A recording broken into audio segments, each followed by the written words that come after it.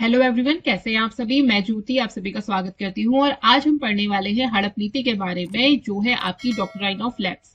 अब देखो, ये जो हड़प नीति है, हड़प नीति का नाम सुनते ही हमारे दिमाग में एक नाम गूंजने लगता है, वो है आपका लॉर्ड डलहौजी का नाम।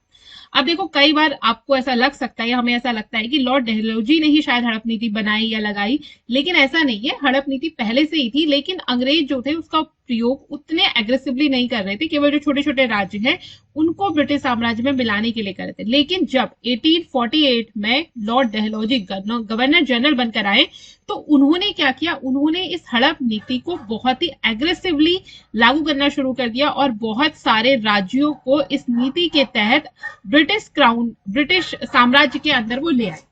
अब देखो, लॉर्ड डलहौजी के बारे में हम इसमें कुछ चीजें जानेंगे, हड़प नीति के बारे में कुछ चीजें जानेंगे। तो इससे पहले स्टार्ट करूं, मैं आपको कुछ चीजें बता दूं कि जो डॉक्ट्राइन ऑफ लैप्स है, अब देखो इसमें जो लॉर्ड डलहौजी है उसने क्यों इतने एग्रेसिवली इस नीति को लागू करा, उसका क्या मानना था।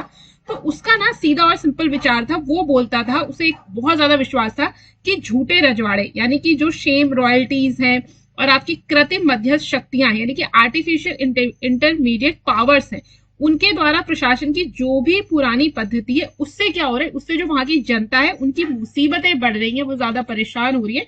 तो ये सब गलत है। और ये उसका क्या था, ये उसका प्राइमरी थॉट था। उसके दिमाग में ये थॉट बहुत अच्छे से बैठा हुआ था और इसी के चलते उसने हड़प नीति का बहुत ही एग्रेसिवली यूज करके बहुत सारे जो राज्य है उसे ब्रिटिश साम्राज्य के अंदर वो ले आया। ये चाहता था कि जो मुगल साम्राज्य का मुखौटा अभी भी है, कि लोग जो पहले से जो राजा थे वो क्या करते थे, वो मुगल जो शासक था उसको अपना राजा मानते थे और उसके अधीन प्रशासन चलाते थे। तो वो चाहता था कि जो मुगल ग्लोरी है उसको पूरी तरीके से तहस नहस कर दिया जाए, उसको पूरा समाप्त कर दिया जाए। ठीक है। अब देखो, इसके अनुसार जो भारत है उसमें जो ब्रिटिश भारत था, भारत नहीं, जो आपका ब्रिटिश भारत था, उसमें 3 प्रकार की रियासतें थी। ठीक है। अब कौन कौन सी रियासतें थी, तो जो पहली रियासत है वो थी वे रियासतें जो कभी भी किसी भी उच्चतर शक्ति यानी किसी भी मुगलों के अधीन रही, किसी के भी अधीन नहीं रही और न ही कोई टैक्स देती है।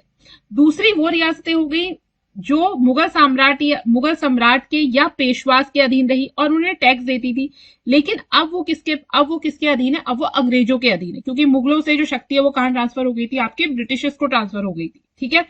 और तीसरी वो रियासतें आती हैं जो अंग्रेजों ने सनदों द्वारा स्थापित की थी या दोबारा से पुनर्जीवित करी थी। ठीक है, यानी सर्टिफिकेट द्वारा उन रियासतों को फिर से उसने पुनर्जीवित करा था। अब देखो, उसकी जो नीति है 1854 में, उसकी जो अपनी नीति थी, उसने कहा, डलहौजी ने कहा कि जो प्रथम श्रेणी की जो रियासतें हैं उसके मामले में हमें कोई हस्तक्षेप करने का अधिकार नहीं, क्योंकि वो हमारे अधीन नहीं आती।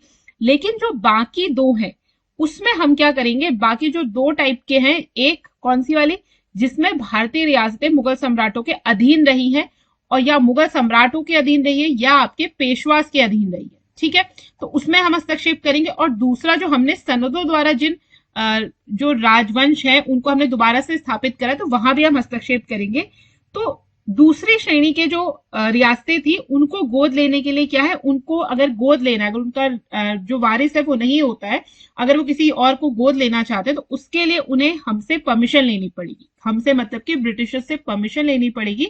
और उसने कहा कि हम परमिशन जो है वो हालांकि दे देंगे, लेकिन लेनी पड़ेगी।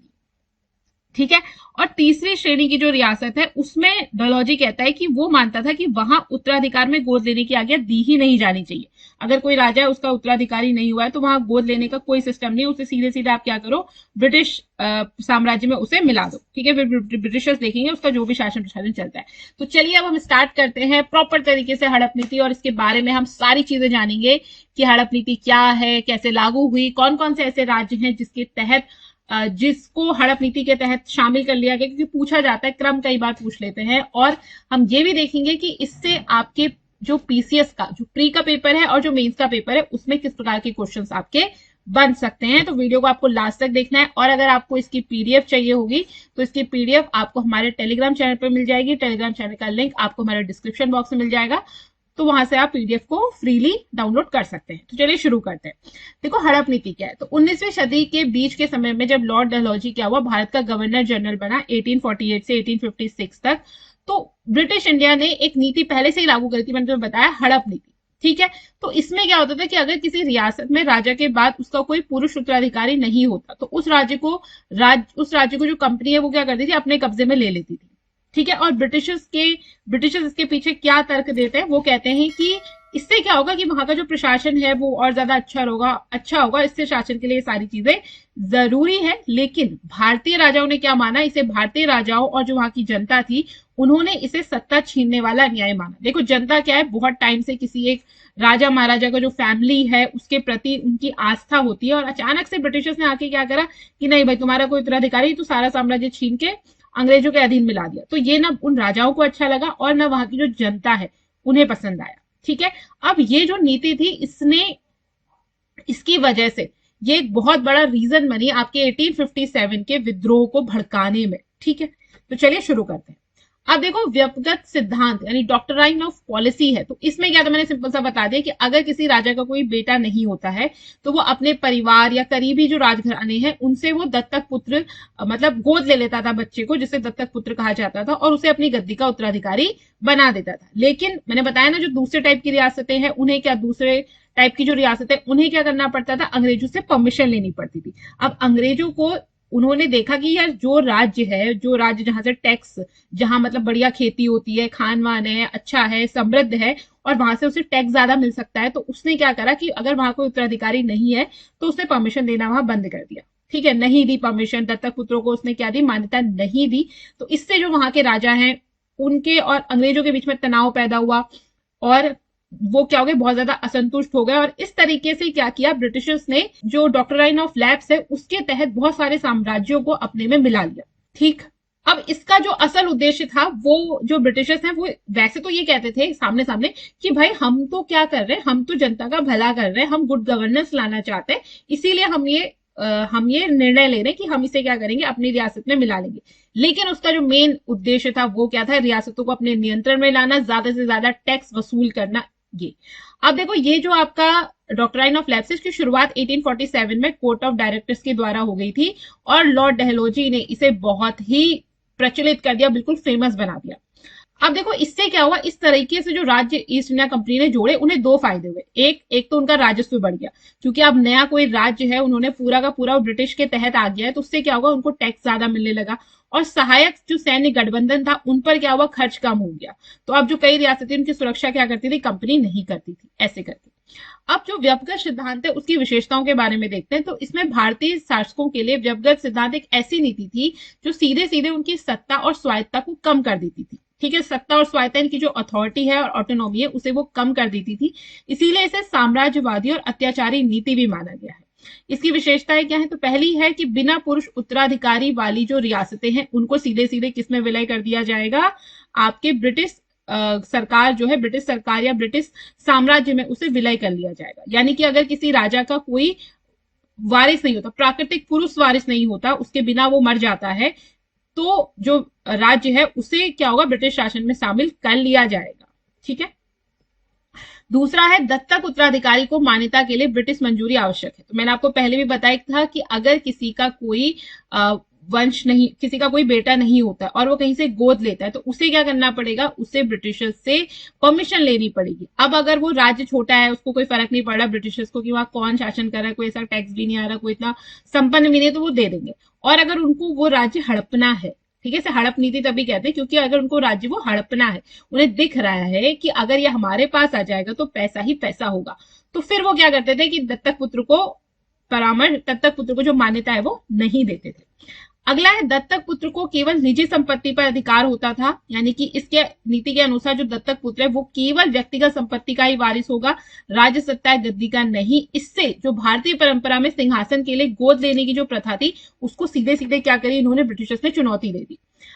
अब पेंशन और उपाधियों से भी उन्हें क्या किया गया, वंचित कर दिया गया। जो दत्तक पुत्र है उन्हें पूर्व शासक को दी जाने वाली पेंशन, अनुदान और जो राजकीय उपाधियां होती थी, यानी कि जो पेंशन होते थे, ग्रांट्स होते थे, रॉयल टाइटल्स होते थे, उन सब से क्या करा गया, उन्हें वंचित कर दिया गया, उन्हें नहीं दिया गया। तो इससे क्या हुआ, जो उत्तराधिकारी है वो आर्थिक रूप से क्या हो गया, बहुत ज्यादा कमजोर हो गया, क्योंकि पैसे तो है ही नहीं। अगला है चयनात्मक या रणनीतिक उपयोग। तो ये नीति जो है सभी रियासतों में समान रूप से लागू नहीं होती है। मैंने बताया ना, जहां दिख रहा है ब्रिटिशर्स को कि उन्हें बेनिफिट होगा, पैसा मिलेगा, उनको और ज्यादा टैक्स मिलेगा, या वो कुछ ऐसी स्थिति में है कि वहां से वो बाकी चीजें भी कंट्रोल कर सकते हैं, वहां की सेना उन्हें कोई लाभ पहुंचा रही है, तो वहां उसे वो लागू कर देते थे। यानी जिस राज्य को हड़पना चाह रहे हैं उसे वो लागू कर लिया, छुट्टी करी, वहां से हड़पा और मजे मजे। अगला है कानूनी आधार का दावा लेकिन वास्तविकता अलग। इसमें ब्रिटिशर्स ये दावा करते थे कि ये नीति हिंदू उत्तराधिकार कानून पर आधारित है, लेकिन वास्तव में हिंदू कानून में क्या है, पुत्र अगर किसने गोद लिया है तो उसे वारिस, पूरा तरीके से उसे वारिस बना सकता है, पूरी मान्यता थी। लेकिन इन्होंने क्या किया, अपने कानून का वैसा कानून बोला तो सही कि हम ये बिल्कुल जो हमारा लॉ है डॉक्ट्राइन ऑफ लेफ्ट वो हिंदू उत्तराधिकार कानून पे ही बेस्ड है, बट रियल में ऐसा नहीं था। अगला है कुशासन का बहाना। तो कई बार उत्तराधिकारी में कोई समस्या न होने पर भी ये लोग क्या करते थे कि कुशासन या अव्यवस्था का आरोप लगा देते थे कि भाई तुम ढंग से शासन नहीं चला पा रहे हो, बहुत ही मिजरेबल हो गया है, बिल्कुल जो तुम्हारा एडमिनिस्ट्रेशन है बिल्कुल अव्यवस्था फैल रही है राज्य में, तो ये तुम बढ़िया नहीं कर रहे हो भाई, इसे हम क्या करेंगे, तुम्हें हटो, हम इसे ब्रिटिश शासन के अधीन लाएंगे और फिर हम इसको बहुत अच्छे से चलाएंगे उस राज्य को। ऐसा ये लोग क्या करते थे, मिस गवर्नेंस का बहाना देके भी बहुत सारे राज्यों को हड़प लेते थे। अब हम ये देखेंगे कि व्यक्तिगत सिद्धांत यानी कि डॉक्टराइन ऑफ लैप्स, जिसे हड़प नीति भी कहते हैं, उसके अंतर्गत कौन कौन से राज्यों को ब्रिटिश शासन में मिलाया गया। तो सबसे पहला जो राज्य है वो है आपका सतारा। तो सतारा पहला बड़ा राज्य था जिसे हड़प नीति के तहत जोड़ा गया। राजा की मृत्यु के बाद दत्तक पुत्र होने के बावजूद ब्रिटिश अधिकारियों ने उसे उत्तराधिकारी के रूप में स्वीकार नहीं किया और राज्य को अपने अधीन कर लिया। दूसरा है आपका जैतपुर और संबलपुर 1849 में। देखो ये ईयर याद रखना, इनका क्रम भी याद रखना, एग्जाम में बहुत बार क्वेश्चन पूछ लिया जाता है कि डॉक्ट्राइन ऑफ लैप्स के तहत जो निम्न जो राज्य हैं इन्हें इनके क्रम के अनुसार अरेंज करो, ठीक है। तो बहुत बार क्वेश्चन पूछा जाता है, तो इसको आप अच्छे से याद रखना। जैतपुर और संबलपुर 1849 में, अगले साल, ये दोनों छोटी छोटी रियासतें थी और यहाँ भी स्वाभाविक पुरुष उत्तराधिकारी न होने के कारण इन्हें क्या किया गया, कंपनी में मिला लिया गया। उदयपुर 1852 में, छत्तीसगढ़ वाला जो उदयपुर है वो, और इसे राजस्थान वाले, अच्छा ये आपका वाला उदयपुर नहीं है, ठीक है, इसे उदयपुर भी आपको कहीं कहीं देखने को मिलेगा, तो छत्तीसगढ़ में है। यहां भी उत्तराधिकार विवाद था और राजनीतिक हितों के आधार पर ब्रिटिशर्स ने क्या किया, यहां पर भी अपना नियंत्रण स्थापित कर लिया। झांसी का विलय सबसे ज्यादा विवादित है। आपने झांसी की रानी लक्ष्मीबाई वाली स्टोरी पूरी सुनी होगी, तो इसका विलय बहुत ज्यादा विवादित माना जाता है। रानी लक्ष्मीबाई के दत्तक पुत्र को उत्तराधिकारी नहीं माना गया, जिसके परिणाम स्वरूप 1857 के विद्रोह में रानी लक्ष्मीबाई ने अंग्रेजों के खिलाफ क्या किया था, संघर्ष किया था। अगला है आपका नागपुर। नागपुर को विलय किया गया 1854 में। तो नागपुर सबसे बड़ा और आर्थिक रूप से सबसे महत्वपूर्ण राज्य था, जिसे इस नीति के तहत अपने राज्य में मिलाया गया। इसके विलय के बाद क्या हुआ, जो कंपनी है उसको बहुत रेवेन्यू मिला, बहुत बेनिफिट हुआ उसे, ठीक है, पैसा ही पैसा। अगला है अवध। अवध को मिलाया गया 1856 में। अवध का स्वाभाविक उत्तराधिकारी था, लेकिन इसीलिए इसे सीधे हड़प नीति से नहीं जोड़ा जाता। इन्होंने क्या करा, अब मैंने बता देना कि कुशासन के चलते भी ये लोग क्या करते थे, राज्यों को अपने उसमें मिला लेते थे।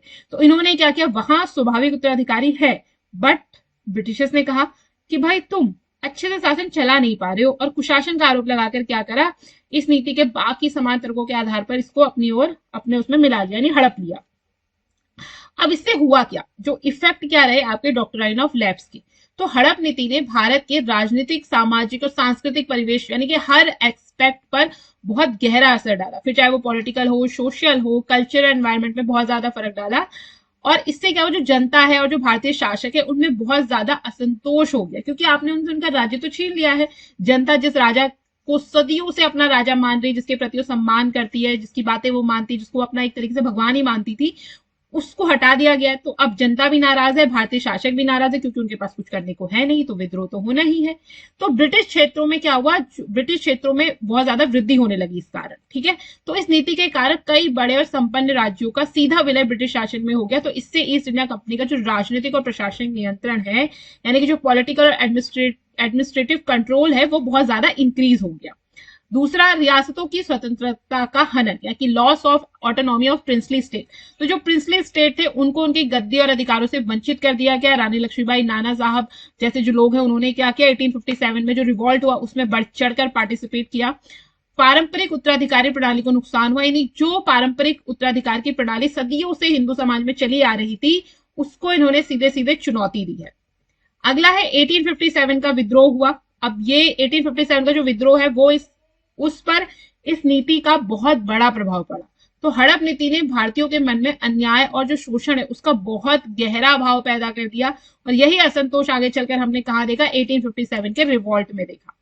चेंज इन ब्रिटिश पॉलिसी, अब जब 1857 में इतना बड़ा रिवॉल्ट हुआ जिसे ब्रिटिशर्स को दबाने में 1 से 1.5 साल लग गया, वो तो ये विद्रोह था वो अलग अलग जगहों पर हुआ, अलग एक साथ नहीं हुआ। अगर एक साथ हुआ होता तो ब्रिटिशर्स इसको दबा भी नहीं पाते, ठीक है। अगर बहुत बढ़िया तरीके से एक साथ उस समय कम्युनिकेशन अच्छा होता, सबके बीच में कम्युनिकेशन हो गया होता, आज के जैसे व्हाट्सएप फोन होते, और ये विद्रोह एक साथ हुआ होता, तो उस समय ब्रिटिशर्स को ये दबा नहीं पाते। लेकिन एक एक करके हुआ तो ब्रिटिशर्स ने आर्मी एक एक जगह भेजी, लेकिन फिर भी उन्हें 1 से 1.5 साल लगा, बहुत ज्यादा उनका नुकसान हुआ।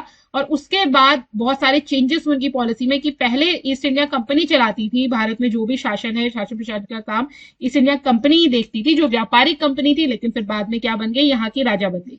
तो ब्रिटिश क्राउन ने क्या करा, ईस्ट इंडिया कंपनी से शासन छीन लिया, और जो शासन की बागडोर है वो किसके पास आ गई, ब्रिटिश क्राउन के पास चली गई, और हड़प नीति को समाप्त कर दिया गया। रियासतों के साथ समझौते और सहयोग की नीति अपनाई गई कि आगे चलकर फिर से ऐसा बड़ा रिवॉल्ट उन्हें देखने को ना मिले। लॉर्ड डलहौजी का जो पूरा नाम था, लॉर्ड डलहौजी के बारे में बात करते हैं, तो लॉर्ड डलहौजी का पूरा नाम था जेम्स एंड्रू ब्राउन रामजे। ये 1848 से लेकर 1856 तक भारत के गवर्नर जनरल रहे। ये मूल रूप से आपके कहाँ के थे, स्कॉटलैंड के थे, और ब्रिटिश शासन में बहुत बड़े प्रशासक माने जाते हैं। इनके बहुत सारे काम भी हैं, वो जब हम लॉर्ड डलहौजी के बारे में पढ़ेंगे तो तब हम उसको पढ़ेंगे। और लॉर्ड डलहौजी का नाम आपको हड़प नीति से सुनने को मिल जाएगा, हड़प नीति से जोड़कर देखा जाता है। अब देखो, लेकिन इसका जो औपचारिक निर्णय है वो 1847 में ईस्ट इंडिया कंपनी के कोर्ट ऑफ डायरेक्टर्स ने ही ले लिया था, यानी कि लॉर्ड डलहौजी के पद के संभालने से पहले। लेकिन 1848 में लागू किसने करा, लॉर्ड डलहौजी ने ही करा है, बहुत बड़े लेवल पर। लॉर्ड डलहौजी ने इस नीति का सबसे अधिक और तेजी से उपयोग करा, और सारे क्या करे सब नियंत्रण में कर लिए। ये सब तो मैंने आपको बता दिया सारी कहानी की, कैसे कैसे इन्होंने सतारा हो गया, आपका अवध हो गया, नागपुर हो गया, झांसी हो गया, जैतपुर, संभलपुर, उदयपुर, इन सबको अपने ब्रिटिश शासन में मिला लिया। अब हम ये देखेंगे कि इससे रिलेटेड आपके जो एमसीक्यू है वो प्री और मेंस में कैसे पूछे जा सकते हैं। तो देखो, प्री में क्वेश्चन इस प्रकार से पूछे जा सकते हैं कि डॉक्ट्राइन ऑफ लैप्स क्या है। तो डॉक्ट्राइन ऑफ लैप्स क्या है, जब कोई राज्य बिना वारिस के मर जाता है तो उसका राज्य ब्रिटिश सरकार द्वारा अपने नियंत्रण में ले लिया जाता है। ये आपका क्या है, डॉक्ट्राइन ऑफ लैप्स है। डॉक्ट्राइन ऑफ लैप्स किस ब्रिटिश अधिकारी द्वारा प्रचलित किया गया, हु इंट्रोड्यूस, तो लॉर्ड डलहौजी इंट्रोड्यूस। नेक्स्ट है, which state was not annexed by the British under doctrine of policy, तो दैट स्टेट इज मैसूर। बाकी सतारा, झांसी, नागपुर सबको विलय कर लिया गया था इस पॉलिसी के तहत। नेक्स्ट है आपका डॉक्ट्राइन ऑफ लैप्स का मेन मोटो क्या था, तो मेन मोटो था ब्रिटिश सरकार के अधीन अधिक से अधिक भूमि और शक्ति को प्राप्त करना। अब देखो, मेंस में किस टाइप के क्वेश्चंस पूछे जा सकते हैं इस टॉपिक से। तो मेंस में आपसे पूछा जा सकता है कि डॉक्ट्राइन ऑफ लैप्स की अवधारणा और इसकी जो हिस्ट्री है उस पर चर्चा करें। इस नीति ने ब्रिटिश भारत में राजनीतिक परिदृश्य को कैसे प्रभावित किया। डॉक्ट्राइन ऑफ लैप्स के तहत अंग्रेजों द्वारा भारतीय रियासतों के जो अधिग्रहण है उसके निहितार्थ क्या क्या है, यानी कि इम्प्लीकेशंस क्या थे। इस नीति ने 1857 के भारतीय स्वतंत्रता संग्राम में किस प्रकार योगदान दिया। डॉक्ट्राइन ऑफ लैप्स को ब्रिटिश उपनिवेशवाद की विस्तारवाद रणनीति के रूप में देखने हैं, और इसके फायदे और नुकसान के बारे में आप चर्चा करनी है, ये क्वेश्चन है। क्या डॉक्ट्राइन ऑफ लैप्स भारतीय रियासतों की संप्रभुता का उल्लंघन था। अपने उत्तर में ब्रिटिश नीति और भारतीय प्रतिरोध दोनों पहलुओं पर चर्चा करिए, विचार करिए। डॉक्ट्राइन ऑफ लैप्स की नीतिकांत कब हुआ, क्यों हुआ, इसे समाप्त करने के बाद ब्रिटिश भारत में सत्ता संरचना में क्या क्या परिवर्तन आए। तो मेंस में आपसे इस टाइप के क्वेश्चन पूछे जाते हैं, प्री में आपसे इस टाइप के क्वेश्चन पूछे जा सकते हैं। तो आशा करती हूँ आपको ये लेक्चर अच्छा लगा होगा। अगर आपकी कोई भी क्वेरीज है तो वो आप उसे कमेंट सेक्शन में पूछ सकते हैं। मिलते हैं नेक्स्ट वीडियो में, तब तक के लिए thanks for watching, keep learning.